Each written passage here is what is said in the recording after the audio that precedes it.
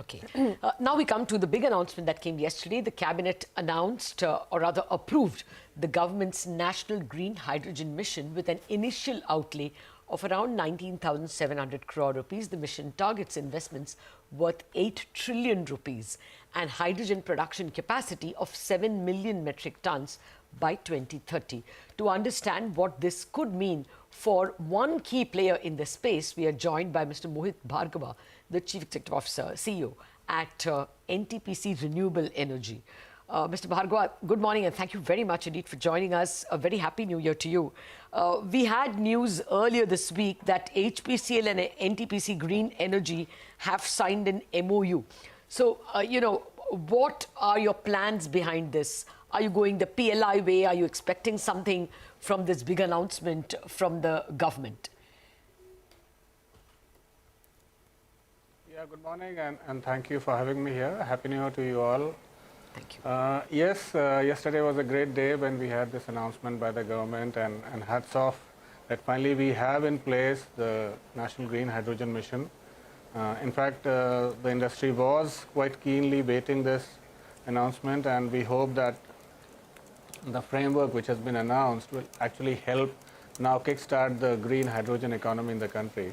While most of the players have been involved and working on their plans, so we also have started a few pilots. In fact, I'm happy to share that just 2 days ago, we actually started operations in our first green hydrogen pilot, where we are blending green hydrogen in the natural gas pipeline for supplying to the households at one of our power stations in Gujarat.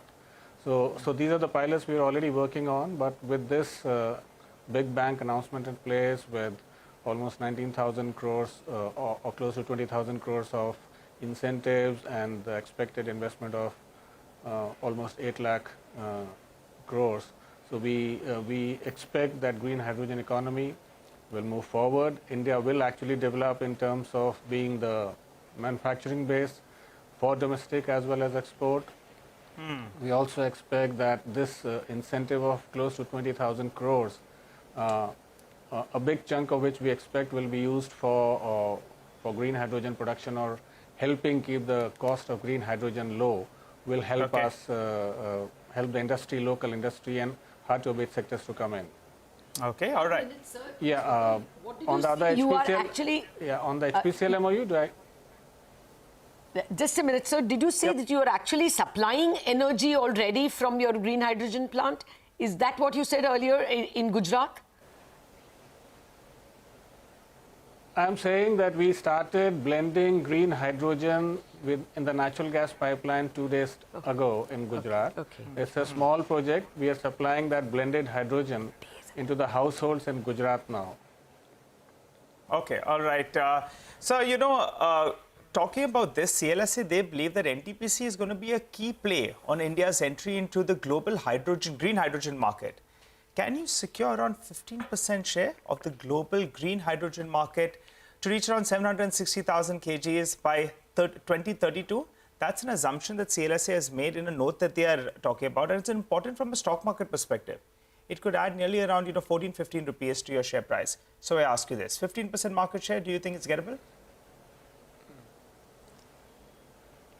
I would not be commenting on what the market speculation is, but yes, we have plans to do 60,000 megawatts or 60 gigawatts of renewable capacity by 2032, and we expect that maybe 5 gigawatts out of that or more, depending on how we are able to get the consumers, will be dedicated for green hydrogen.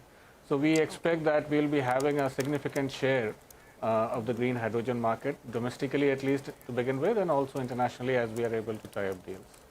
Okay, so you're saying 60 gigawatts by 2032 is the target that stands as of now. Out of that, 5 gigawatts will be particularly for green hydrogen. Yeah. Can you tell us, to reach this 60 gigawatt target, will a large part of it be organic?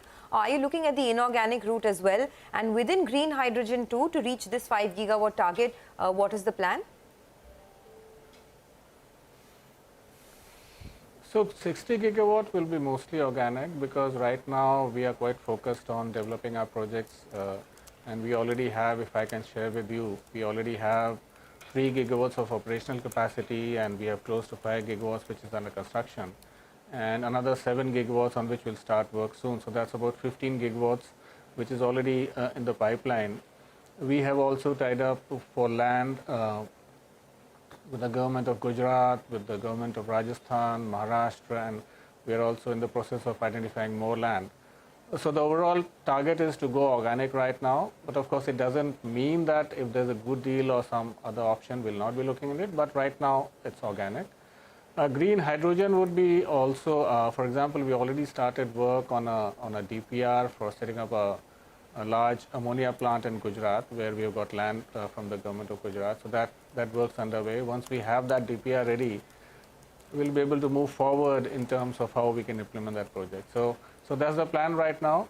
A lot of hydrogen consumption, we believe, would be happening through the mandate, which will be part of this mission document, which will enable hard-to-abate sectors like refineries and fertilizers to come on board for consuming hydrogen or ammonia. So Can I you give just a had one timetable sorry, for yeah. this? You know, for what Sonia just asked you, for that 60,000, what's the timetable say? What will we expect by March 2024? What may be up and running by March 2025?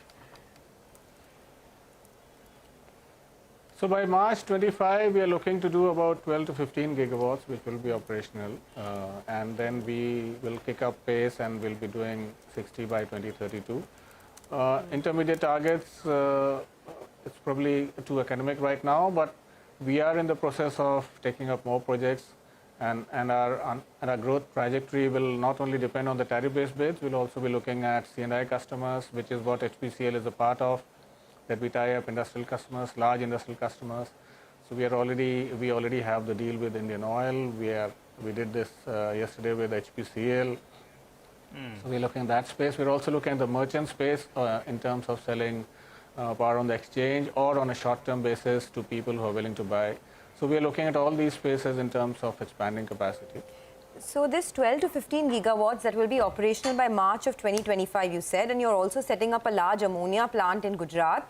Have you secured all the capex for it? I mean, you have about 20,000 crores per annum that you've outlined, but will a large part of that be towards clean and renewable energy? If yes, how much? And would you have to tap the markets?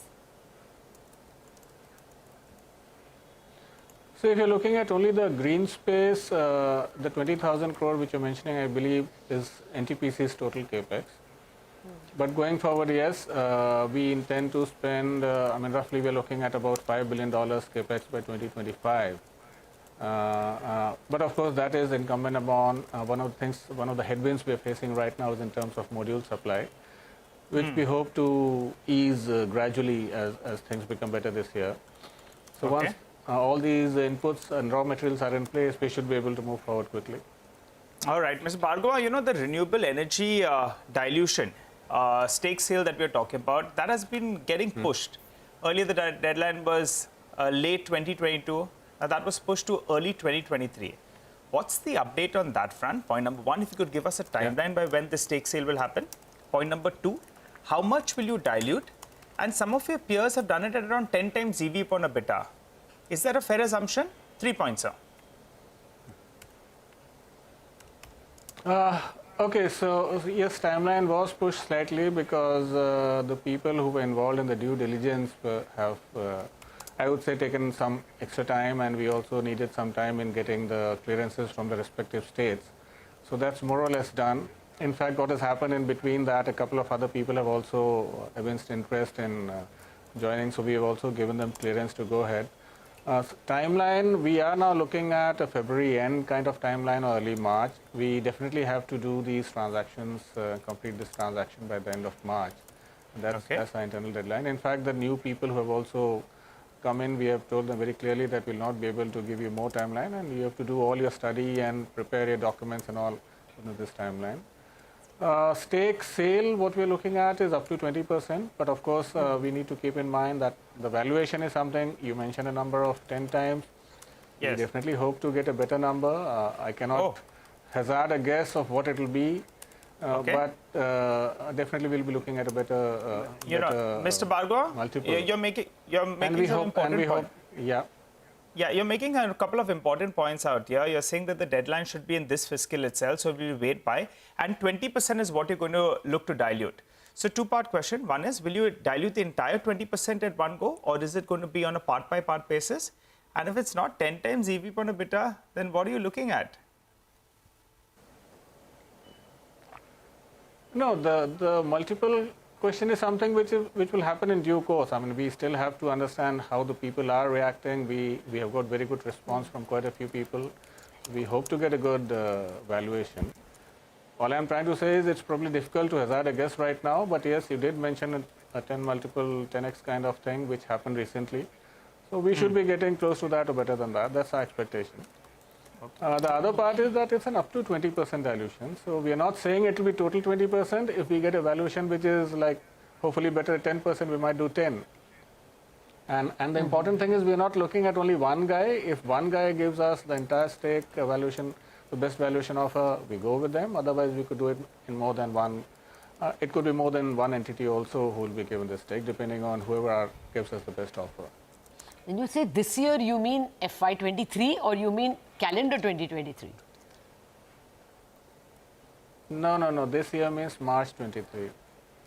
Okay, FY23. that's important, sir. That's important, sir. And just finally, this is slightly long, medium term. When do you expect the first quantum of exports of green hydrogen from India? From you, for that matter.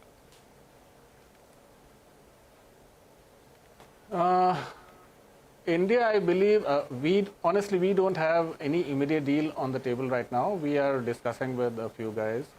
But I understand a couple of other industries have been in a position, but I don't expect those, that ammonia or hydrogen to start flowing before the next 3 to 4 years, because there's a lot of work to be done. Okay. I'm sure you would have read the announcement that behind the ammonia or a hydrogen plant, there's a huge amount of work required to do on the renewable side, because that is the major capex on that side. So it takes its own time. So I don't expect anything to shipped out before 3 to 4 years.